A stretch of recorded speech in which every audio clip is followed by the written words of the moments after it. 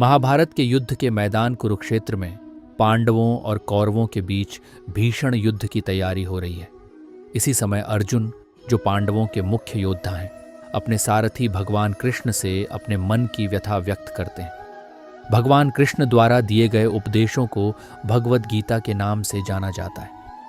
गीता का पहला अध्याय अर्जुन विषाद योग कहलाता है, जिसमें अर्जुन के मानसिक संघर्ष और उनके धर्म संकट का वर्णन किया गया है।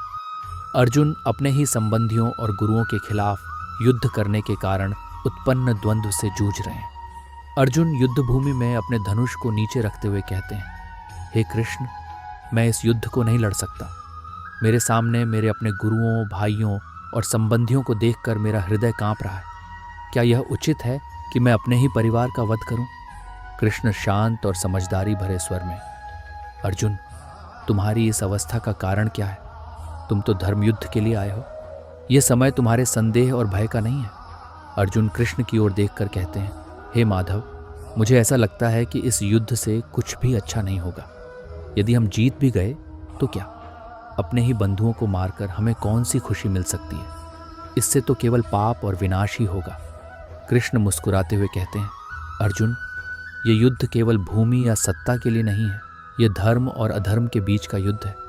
क्या तुमने सोचा है कि यदि अधर्म को अनियंत्रित छोड़ दिया जाए तो उसका परिणाम क्या होगा? अर्जुन, हे केशव, लेकिन अगर मेरे कारण समाज में अधर्म और अराजकता फैलती है तो वह कैसे सही हो सकता है? मैं देख रहा हूं कि हमारे कुल का विनाश होने जा रहा है। इस विनाश से क्या कोई लाभ होगा? कृष्ण गंभीर होकर कहते हैं, अर्जुन, यह सोचकर कि तुम्हें ही सब कुछ नियंत्रित करना है, तुम्हारे मन में भ्रम और मोह उत्पन्न हो रहा है।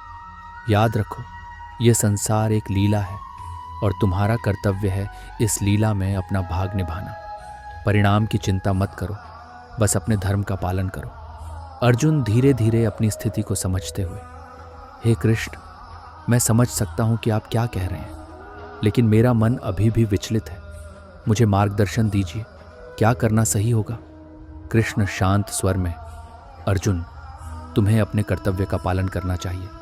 युद्ध से भागने से समस्याएं हल नहीं होंगी। ये समय तुम्हारे साहस और विश्वास का परीक्षण है। अपने संदेहों को दूर करो और दृढ़ होकर अपने धर्म का पालन करो।